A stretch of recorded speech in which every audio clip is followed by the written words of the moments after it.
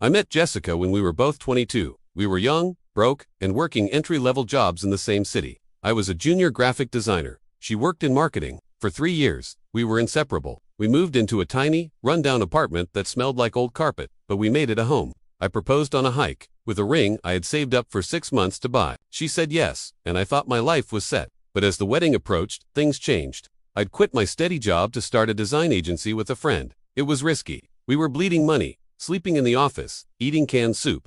Jessica hated it. She wanted stability. She wanted the Instagram life her friends were posting about trips to Tulum, luxury bags, brunch at high-end spots. I told her, just give me a year. We're building something real. She told me I was delusional. 2 weeks before the wedding, I came home to find her packing. She wasn't crying, she was cold. She told me she couldn't marry a dreamer with no future. She'd met someone else, a guy named Mark, a senior VP at a bank. He's an adult, Dave, she said. He has a 401k and a summer house. You have a pile of debt and a pipe dream. She left the ring on the counter and walked out. I was devastated. I spent what should have been my wedding day alone, drinking cheap whiskey and wondering if she was right, but her leaving lit a fire in me. I poured every ounce of pain and anger into the agency. We landed a small contract, then a bigger one. We hired our first employee, then 10, then 50. Within 4 years, we were the top creative agency in the state, working with Fortune 500 companies. I bought a house that made Mark's summer home look like a shed. I was happy, successful, and I had moved on.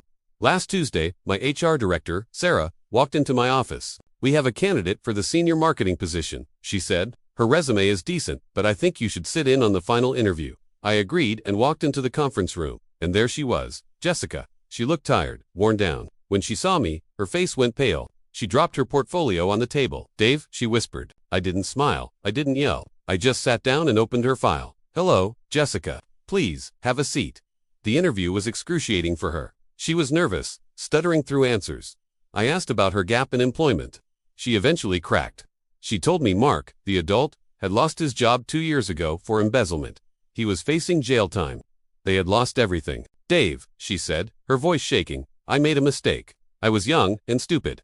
I see what you've built. Can we talk about us? After this, I closed the file. I looked her dead in the eye, the same way she looked at me when she left the ring on the counter. Jessica, this is a job interview, and frankly, we're looking for someone with vision, someone who believes in potential before they see the payout. Based on your history, you struggle with that. I stood up. We'll let you know. She didn't get the job. The best revenge isn't anger. It's success, and the absolute indifference you feel when you finally realize the person who broke you doesn't matter anymore.